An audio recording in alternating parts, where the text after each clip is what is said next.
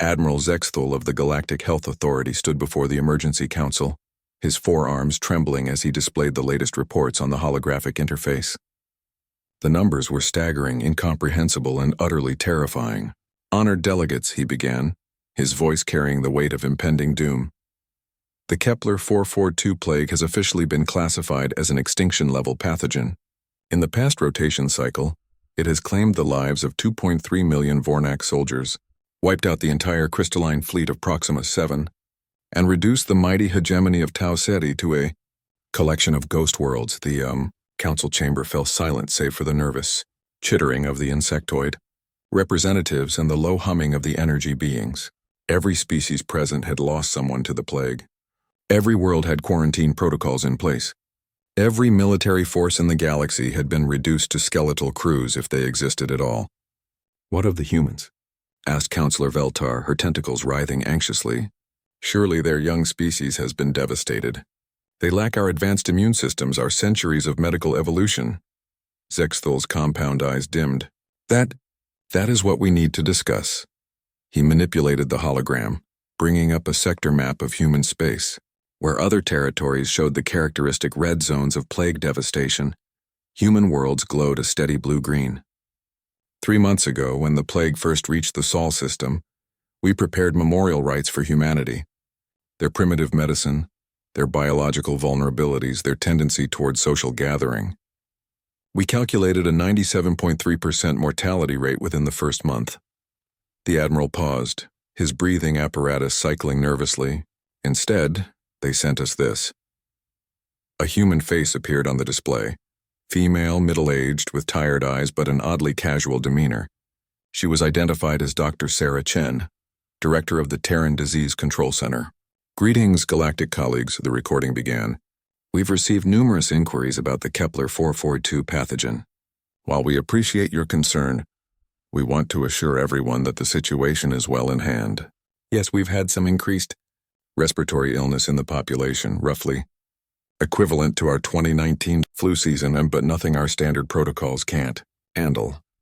Several council members began to speak at once, but Zexthal raised all forearms for silence. The human continued. "We've implemented standard containment measures, improved hand hygiene, mask wearing in crowded areas, and temporary social distancing.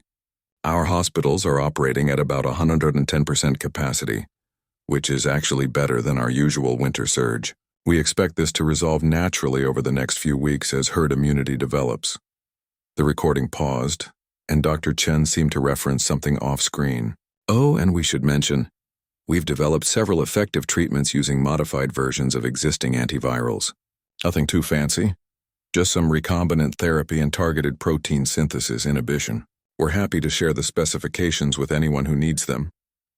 The hologram flickered off, leaving the council in stunned silence. "That was sent 5 rotations ago," Zexthal continued. "Since then, human mortality rates have dropped to 0.03%. Their economies are functioning normally. Their military fleets are at full operational capacity. They're offering humanitarian aid to affected worlds." Counselor Veltar's tentacles had gone rigid. "How is this possible?" "The plague targets respiratory and circulatory systems universally. It adapts faster than any known pathogen. It should be impossible to treat, let alone cure." "We thought so too," Zexthal replied grimly. "So we sent a medical team to observe." Another hologram activated, showing what appeared to be a human medical facility. Beings in protective equipment moved efficiently between beds filled with various species: Vornak, crystalline, even some of the hardier silicon-based life forms. "What you're seeing is a standard human hospital," the Admiral explained. "They've converted their facilities to treat other species. Those primitive medical techniques they're using, they call it emergency medicine. Apparently, they've been developing rapid response protocols for unknown pathogens for centuries." A new human appeared in the recording, this one in medical scrubs, looking exhausted but oddly energetic. "The key is not to overthink it," Dr. Martinez was explaining to a group of alien medical personnel. "Yes, the pathogen is adaptive, but all viruses follow basic rules. You support the patient's systems, you boost their natural immunity, you interrupt the viral replication cycle at multiple points. It's like fighting a fire.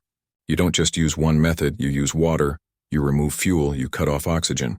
Same principle. He gestured to a patient, a massive Vornak warrior who should have been dead 3 times over according to all medical projections. This gentleman here came in with complete respiratory failure. We put him on ECMO, started him on a cocktail of our adapted antivirals, and gave him synthetic antibodies harvested from recovered human plasma. 18 hours later, he's breathing on his own.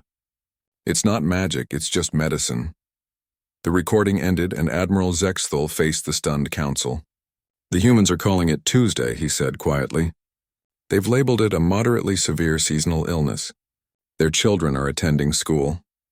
Their elderly are playing games in parks. They're complaining that their favorite restaurants have reduced hours due to staff shortages. Counselor Veltar slowly extended one tentacle toward the display. What does this mean for the galaxy? Zexthal's expression was unreadable through his breathing apparatus, but his voice carried a mixture of awe and disbelief. It means that while the rest of us have been preparing for extinction, the humans have been treating this like what they call a bad flu season. It means that the most dangerous pathogen in recorded galactic history is something they handle with over-the-counter medications and extra sleep. The chamber fell silent again as the implications sank in. Outside the great windows of the council hall, relief ships bearing the blue and white insignia of Earth were already departing for the hardest-hit worlds, their cargo holds filled with medicine and their crews ready to save civilizations. In the end, it wasn't human weapons or technology that amazed the galaxy. It was their stubborn, almost insulting ability to look at certain doom and ask if anyone had any soup.